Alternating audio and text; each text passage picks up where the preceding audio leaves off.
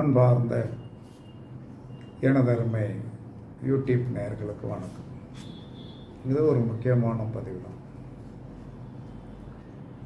பிரபஞ்ச ரகசியங்கள் என்பது எல்லா மனிதர்களுக்குமே அவரவர்கள் ஜோதிடம் படித்தவர்கள் அவரவர்களுக்கு தக்கன இறையருளால் சில விஷயங்களை நமக்கு உணர்த்தியிருக்காங்க. ஓலைச்சுவடிகளில் சொல்லியிருக்காங்க, எழுதி வச்சுட்டு போயிருக்காங்க. அந்த வகையில் என்ன சொன்னான்னா, பஞ்சபூத எண்கள் எதது உண்மையான பஞ்சபூத எண்கள் அப்படிங்கிறத நீங்கள் தெரிஞ்சுக்கிட்டு உங்கள்கிட்ட என்ன இல்லையோ அந்த எண்ணை நீங்கள் இயக்கினால் கண்டிப்பாக உங்களுக்கு ஒரு பெரிய வெற்றி கிடைக்கும். கண்டிப்பாக கிடைக்கும். அதில் எந்தவித மாற்று கருத்தும் கிடையாது. அப்போ நீங்கள் கண்டிப்பாக அதை நான் சொல்வது ஒரு விதத்துக்கு சர்ச் பண்ணி எல்லாத்தையும் பார்த்ததுனால என்ன சொன்னான்னா இதை உங்களுக்கு சொல்கிறேன். அப்போ பஞ்சபூதத்தில் நிலம், நீர், நெருப்பு, காற்று, ஆகாயம். அப்போ நிலத்துக்கு என்ன நம்பர்னு யாருக்கும் தெரியாது. நீருக்கு என்ன நம்பரு, காற்றுக்கு என்ன நம்பர் அப்படின்னு நம்ம என்ன சொல்லலாம்னா, பஞ்சபூதத்தில் நிலம்னா 1, நீர்னா 2, 3ஆவது நம்பர் நெருப்பு, 4ஆம் நம்பர் காற்று, 5ஆம் நம்பர் ஆகாயம் அப்படிங்கிற இப்படி ஒரு நம்பரை கொடுத்துட்டு போயிட்டாங்க. நம்பரை என்ன சொன்னான்னா வரிசைப்படி சொல்லிட்டு போயிட்டாங்க. ஆனால் உண்மையில் என்ன அப்படின்னா, நிலம் என்று சொன்னால் அதற்கு எந்த நம்பரை நம்ம ஆக்டிவேஷன் பண்ணினால் அந்த நிலம் சார்ந்த பூமியில் இருந்து தான் இன்னைக்கு வரைக்கும் பொன், பொருள், விளைச்சல், போக்குவரத்து அனைத்துமே வந்துட்டு. பூமி ஒரு செல்வம் கொடுக்கின்ற பொக்கிஷம். அப்போ இந்த பூமி என்று சொல்லக்கூடிய நில தத்துவத்தை ஆக்டிவேஷன் பண்ணுவதற்கு நாம் எந்த நம்பரை யூஸ் பண்ணணும்னா 4ஆம் நம்பர். பொதுவாக 4ஆம் தேதியில் பிறந்தவர்கள், 4ஆவது மாதத்தில் போய் பிறந்தவர்கள், உங்களுடைய வருஷத்தை கூட்டி 4ஆம் நம்பர் வந்தாலும் மொத்தத்துக்கு பிறவி எண்ணோ விதி எண்ணோ 4ஆம் நம்பர் வந்தாலும் அவர்கள் பூமி சார்ந்த சொத்து அதிகமாக அவர்களிடம் இருக்கும். இது நான் ஆராய்ச்சி பண்ணி எங்கள் வீட்டில் என்ன சொன்னான்னா ஆங்கில மாதத்தில் 4ஆவது மாதத்தில் பிறந்த ஒரு குழந்தை இருக்கிறது. 33 வயசு தான் முடிய போகுது. பூமி சார்ந்த விஷயத்தில் ஆசை. என்னடா தேவையில்லாத ஆசை அப்படின்னா வாங்கியாச்சு. அது இன்னைக்கு என்ன சொன்னா, அந்த 3 விதமான அந்த சொத்துக்கள் 2 கோடி ரூபாய். அது கொடுத்துரும். அப்போ 4ஆம் நம்பர் என்பது நிலம், பூமி, வீடு கட்டி வாடகைக்கு விடுறது.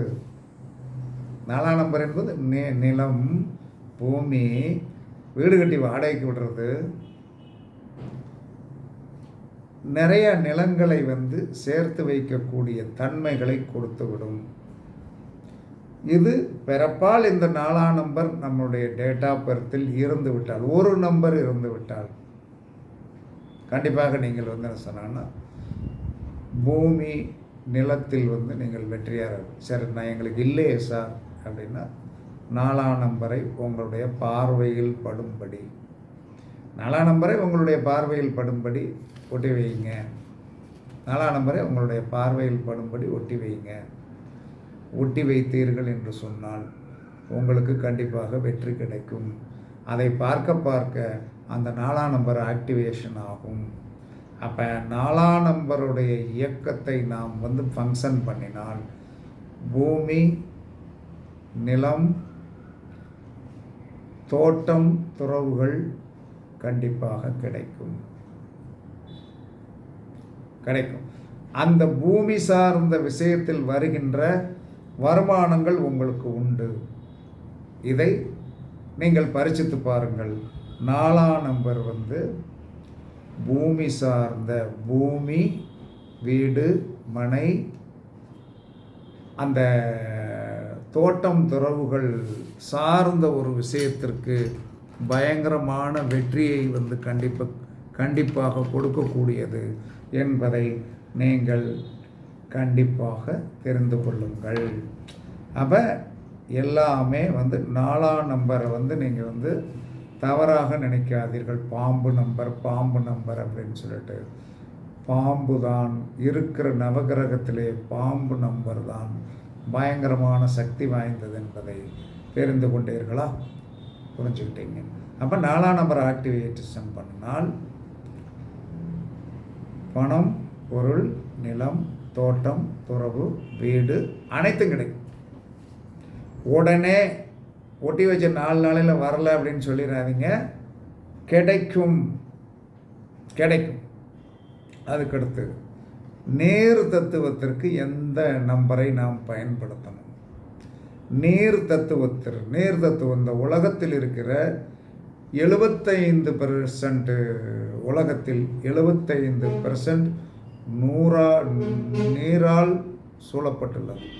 75% என்ன சொன்னா நீரால் சூழப்பட்டுள்ளது. அப்போ நீர் தத்துவம் என்பது பணம். அப்போ இந்த நீர் தத்துவத்திற்குண்டான நம்பர் 5ஆம் நம்பர். எப்பயுமே பாருங்கள், ஒருத்தர் 5ஆம் தேதியில் போய் பிறந்து விட்டான் என்று சொன்னால், நீங்கள் 5ஆம் தேதி அப்படின்னு சொன்னால் 23 எடுத்துக்கிடுங்க, 14 எடுத்துக்கிடுங்க, 5, 14, 23 இந்த தேதிகளில் பிறந்தவர்கள் என்ன சொன்னான்னா, இந்த பண விஷயத்தில் என்ன சொன்னான்னா கவலைப்படாமல் இருப்போம். என்னுடைய நண்பர் ஒருத்தர் 23ஆம் தேதி பிறந்திருக்கிறார். 10 பேரை காசிக்கு கூட்டிகிட்டு போயிட்டு வந்திருக்கான். 10 பேருக்கு என்ன செலவாகும்? ஃப்ளைட்டில் போனான்னா, ட்ரெயினில் போனீங்க 10 பேருக்கு காசிக்கு போயிட்டு வந்து சொந்தக்காரங்க, ஏன்னா துட்டு வாங்க முடியாது. அப்போ அந்த 23ஆம் தேதி பிறந்து 5ஆம் தேதி கூட்டுத்தொகை வருகின்ற இந்த 5ஆம் தேதி பிறப்பு எண் வருகின்ற இந்த நபர் நேர் தத்துவம் உடையவராக இருக்கிற காரணத்தினால் நீங்கள் உங்களுடைய பொருளாதார மேன்மையில் பின்தங்கி இருக்கிறோம், நான் பணத்தில் கஷ்டப்படுகிறேன் என்று சொன்னால் அடிக்கடி நீர்நிலைகளில் கண்டிப்பாக குளிக்க வேண்டும். அடிக்கடி நீர்நிலைகளில் வாரத்தில் ஒரு நாள் நீர்நிலைகளில் குளிக்க வேண்டும். உங்கள் ஊரில் ஒரு கிணறோ சரி, அட்லீஸ்ட் அடிபம்பு தண்ணி இருக்கிறதா? அடிபம்பு தண்ணீர் இருக்கிறதா? அதில் நீங்கள் ஃப்ரெஷ்ஷாக குளியுங்கள். பணம் என்று சொல்லக்கூடிய அந்த பொருளாதாரத்தில் மேன்மையடைய வேண்டும் என்று நினைத்தீர்கள் என்று சொன்னால் நீங்கள் 5ஆம் நம்பரை பயன்படுத்துங்கள். இது லேகோவாக நம்ம போட்டு வச்சுக்கலாம். நம்ம பாக்கெட்டில் என்ன சொன்னா 5ஆம் நம்பரை யூஸ் பண்ணலாம். எல்லாமே அது கண்டிப்பாக ஒர்க் அவுட் ஆகும்.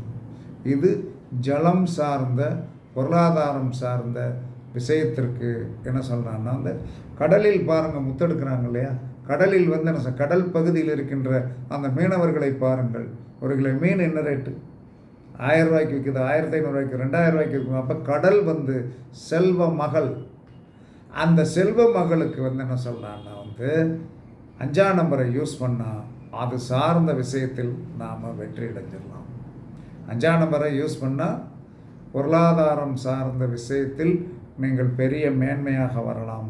உங்களுக்கு பொருளாதாரத்தில் நான் ரொம்ப கம்மியான ஒரு ஸ்டேஜில் இருக்கேன், எனக்கு பொருளாதாரம் வேண்டும் என்று சொன்னால் 5ஆம் நம்பரை என்ன சொன்னான்னா பச்சை கலரில், 5ஆம் நம்பரை பச்சை கலரில் ரெடி பண்ணி உங்களுடைய பார்வையில் படுபடி வைங்க. கண்டிப்பாக என்ன சொன்னான்னா நீங்கள் மேன்மை அடைந்து விடுவீர்கள். பொருளாதாரம் வந்துவிடும். ஏதோ ஒரு விதத்தில் அதற்கு உண்டான தடைகளை அது தேர்வுக்கு கொண்டு வந்துவிடும்.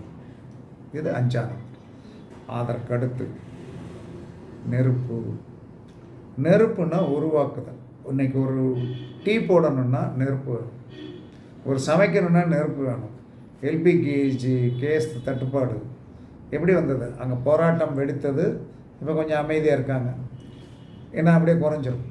அப்போ நெருப்பு தத்துவம் ஆக்கம், நாம் ஒன்றை உருவாக்க வேண்டும். உருவாக்குதல் என்று சொல்லக்கூடிய ஒரு அமைப்புக்கு 9ஆம் நம்பரை யூஸ் பண்ணுங்க.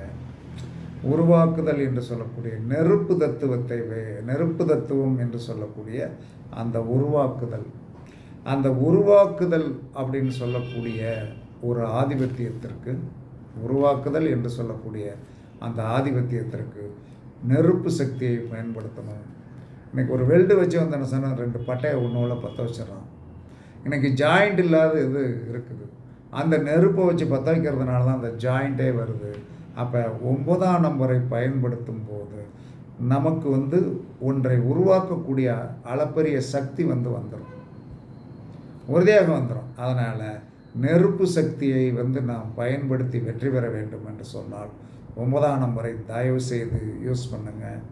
இதில் நீங்கள் ஜோதிடத்துக்குள்ளே போய் போட்டு குழப்பிக்கிட்டே வேண்டும். உங்களுக்கு என்ன இல்லை அந்த நான் சொல்கிற நம்பரை யூஸ் பண்ணுங்கள். 9ஆம் நம்பரை யூஸ் பண்ணால் நீங்கள் உருவாக்கக்கூடிய சக்தி கட்டி விடுவீர்கள். 10 வீடு, ஒரு வீடு கட்டி விற்கிறது உண்மைதான். அது ஒரு உருவாக்குதல் தானே. ஒரு பொருள் வாங்கி வந்தேன்னு சொன்னால் இன்னொரு விலைக்கு விற்கிறது, அதுவும் உருவாக்குதல் தான். நாமளே ஒரு குட்ஸு தயாரித்து அதை விற்பதும் ஒரு உருவாக்குதல் தான்.